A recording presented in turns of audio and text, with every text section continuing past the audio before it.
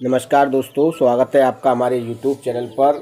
प्रिय दर्शकों, आज हम आपके लिए एक ऐसी कहानी, एक ऐसा प्रसंग लेकर हाजिर हुए हैं जो काफ़ी ज्ञानवर्धक है और काफ़ी आपको ज्ञान की बातें इस प्रसंग में सुनने के लिए मिलेंगी।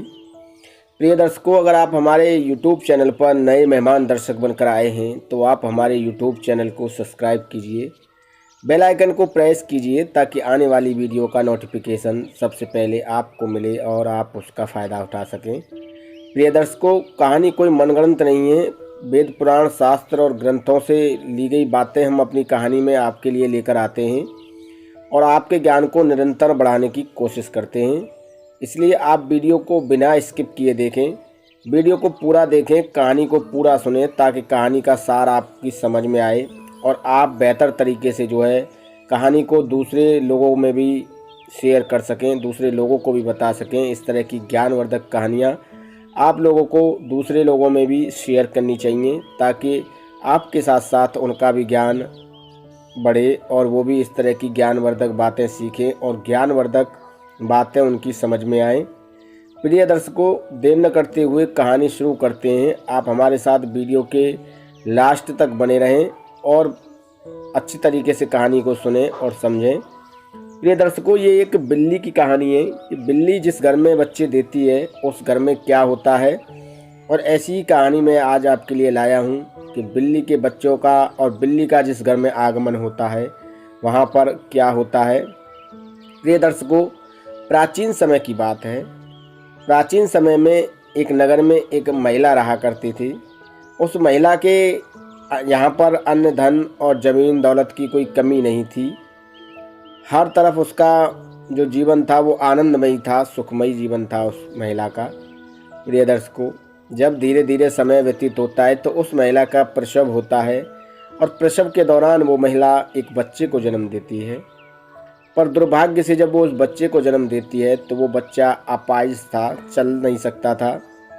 वो महिला काफ़ी दुखी हो जाती है, काफ़ी परेशान हो जाती है, काफ़ी व्याकुल हो जाती है और सोचती है ये मेरे अपाहिज बच्चा पैदा हुआ है, अब ये कैसे चलेगा, कैसे इसकी परवरिश होगी। फिर भी वो महिला हिम्मत न हारते हुए उस बच्चे की सेवा करती है। उस बच्चे को उस बच्चे का लालन पालन करती है, पालन में वो सब नहीं छोड़ती है।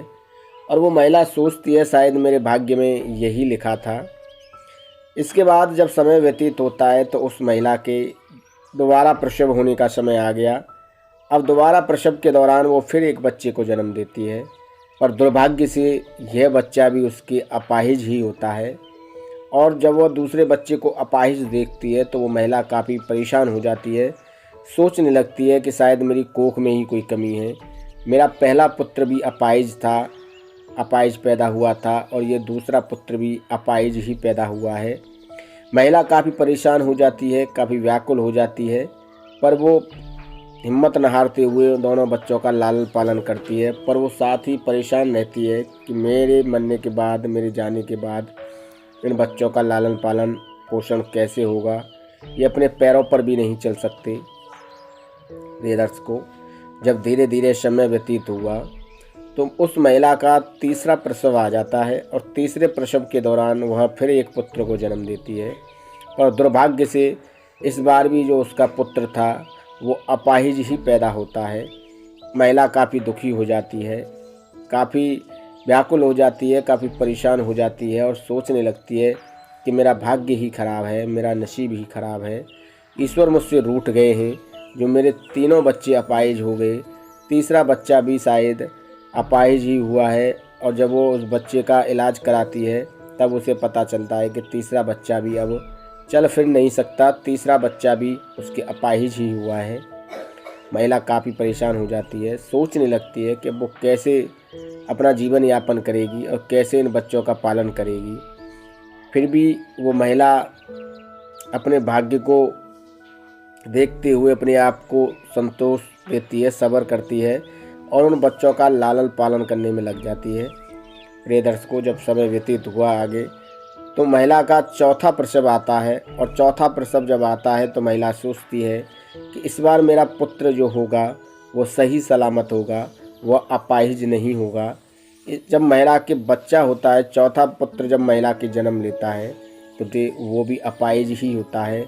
जब चौथा पुत्र जन्म लेता है और वह अपाहिज होता है तो वो महिला काफ़ी व्याकुल और काफ़ी परेशान हो जाती है और सोचने लगती है कि मेरे किस्मत में ही ऐसे पुत्रों का आगमन लिखा है, मेरे नसीब में ही, मेरे भाग्य में ही पुत्रों का सुख नहीं है और ये मेरा चौथा पुत्र भी दुर्भाग्य से अपाहिज ही हुआ है।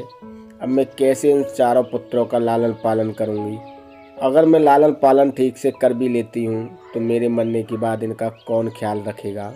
यह महिला वो सोचती रहती है और मन ही मन कुढ़ती रहती है, परेशान होती रहती है, अपने आप को कोसती रहती है, अपनी कोख को भी कोसती रहती है कि शायद मेरी कोख में ही कोई मिस्टेक है, मेरी कोख में ही कोई कमी है। प्रिय दर्शकों, इस तरह वो महिला सोचती रहती है। जब समय धीरे धीरे व्यतीत हुआ तो अब महिला ने सोचा कि मैं आखिरी मेरा प्रसव है और इसके बाद मेरा कोई प्रसव नहीं होगा।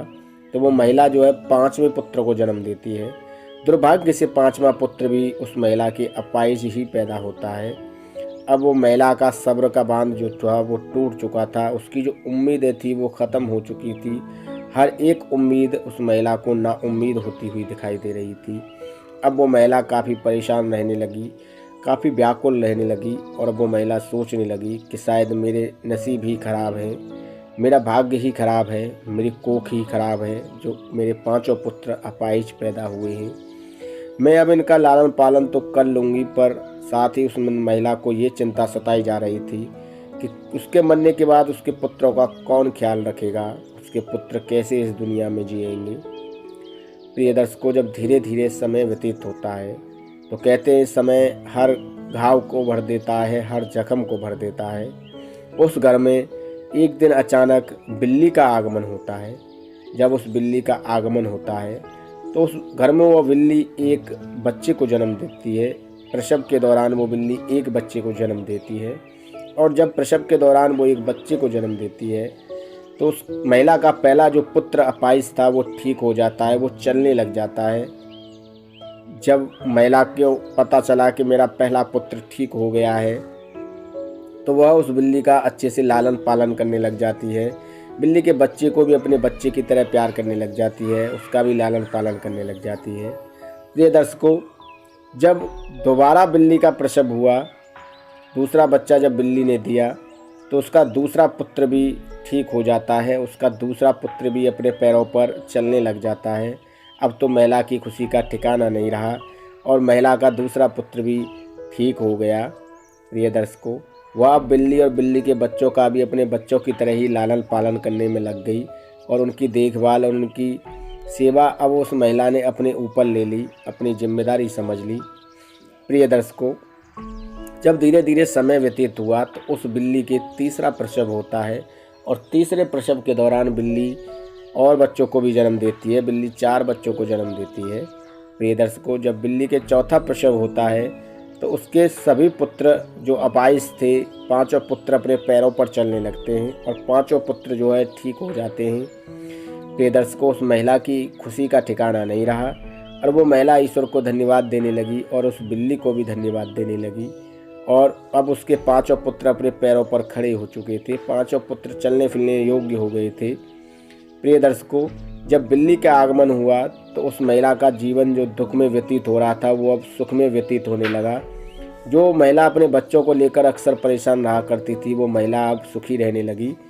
प्रिय दर्शकों, जिस घर में बिल्ली का आगमन होता है आप ये समझ लीजिए कि उस घर में माँ लक्ष्मी का बहुत तेज़ी से आगमन होता है। ऐसा शास्त्रों में लिखा गया है, वेद पुराण शास्त्रों में इनका वर्णन किया गया है कि जिस घर में बिल्ली आती है उस घर के भाग्य बदल जाते हैं, उस घर में लक्ष्मी का बहुत तेज़ी से आगमन शुरू हो जाता है। प्रिय दर्शकों, शास्त्रों में ऐसा भी लिखा गया है कि बिल्ली को पालना अशुभ बताया गया है।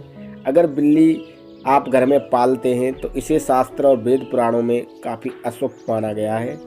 अगर आप किसी शुभ कार्य के लिए जा रहे हैं या आप किसी अन्य काम के लिए जा रहे हैं और उस समय बिल्ली रास्ता काट जाए तो इसे भी काफ़ी अशुभ माना जाता है और आप किसी काम के लिए जा रहे हैं तो वो काम बनेगा नहीं, वो काम आपका बिगड़ जाएगा। तो अगर बिल्ली कभी आपका रास्ता काट जाती है तो इसे काफ़ी अशुभ माना गया है। प्रिय दर्शकों, अगर रात को बिल्ली आपके घर में आकर रोती है तो इसे भी अशुभ माना गया है, क्योंकि अगर बिल्ली आपके घर में आकर रोती है तो किसी के अकाल मृत्यु के होने का भय होता है, किसी की अकाल मृत्यु का भय रहता है। प्रिय दर्शकों, कुछ कारणों से बिल्ली को अशुभ माना गया है और ख़ास तौर पर बिल्ली को पालना काफ़ी अशुभ माना गया है। पर अकस्मात बिल्ली अगर आकर आपके घर में रहने लगती है और बच्चों को जन्म देती है तो इसे काफ़ी शुभ माना गया है। इससे माँ लक्ष्मी का आगमन होता है, आपके दुख संकट काफ़ी तेज़ी से दूर होते हैं। प्रिय दर्शकों, ये थी एक महिला की और बिल्ली के बच्चों की कहानी। जब वो महिला परेशान थी, दुखी थी, और जैसे ही उसके घर में बिल्ली का आगमन हुआ और उस घर में उस बिल्ली ने अपने बच्चों को जन्म दिया तो उस महिला का जीवन ही बदल गया। प्रिय दर्शकों, ये कहानी अब यहीं पर समाप्त होती है। इस तरह की ज्ञानवर्धक कहानी, ज्ञानवर्धक वीडियो हम अपने चैनल पर प्रतिदिन आपके लिए लेकर आते हैं और आपको इस तरह की नई नई बात और नई नई ज्ञान की कहानी हम आपको सुनाते हैं और आपका मार्गदर्शन करने की कोशिश करते हैं, आपके जीवन में एक नया बदलाव लाने की कोशिश करते हैं, ताकि आप इस तरह की वीडियो से काफ़ी कुछ सीख सकें और अपने जीवन को बदल सकें, अपने जीवन में एक नया बदलाव ला सकें। प्रिय दर्शकों, उम्मीद करता हूँ वीडियो में दी गई जानकारी आपको अच्छी लगी होगी और कहानी भी आपको पसंद आई होगी।